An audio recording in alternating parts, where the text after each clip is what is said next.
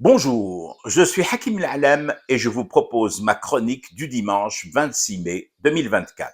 Elle s'intitule Vive les exercices. Si on ne peut plus faire quelques petits exercices chez soi sans inquiéter et ameuter tout le bassin des Anses ouest, où va-t-on, je vous le demande? Et après, tu as les médecins qui te disent que l'exercice est excellent pour la santé. Bah justement, nous, ici, en Désédie, nous avons un respect sans borne, ni limite, ni frontière pour les toubibs.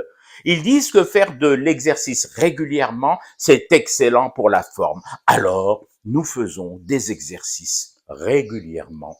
De la marche, de la course, des tirs, du poids lourd, du pentathlon, du ball-trap, du saut en parachute, du saut d'obstacle, du parapente, de la plongée sous-marine, tout. Nous faisons absolument tout pour casser la sédentarité mortifère. Parce que c'est ça le danger, ne pas bouger. Rester les pieds enfoncés dans le sable à écouter pousser son gras du bide. Pour peu que les sables soient un chouïa mouvants, tu risques de te retrouver embourbé, voire englouti.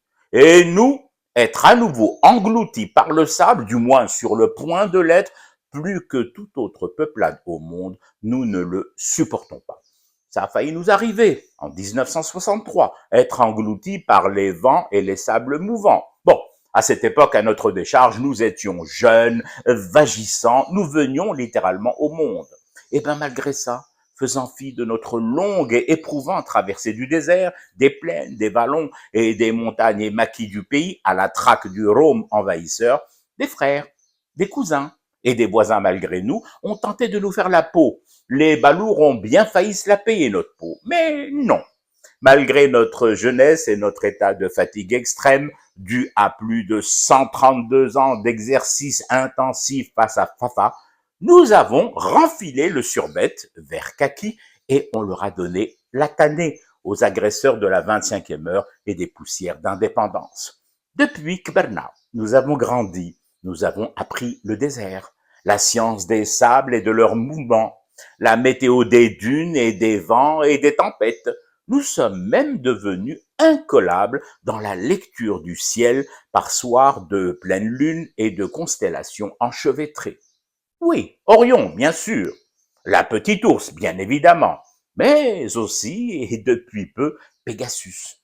D'ailleurs, depuis cet entraînement intensif, depuis cette année-là, 1963, nous n'avons jamais plus arrêté les exercices. Bien au contraire, à partir de 2019, nous les avons amplifiés, accélérés et remis du turbo dans les haltères. C'est même devenu une doctrine, notre idéologie sportive.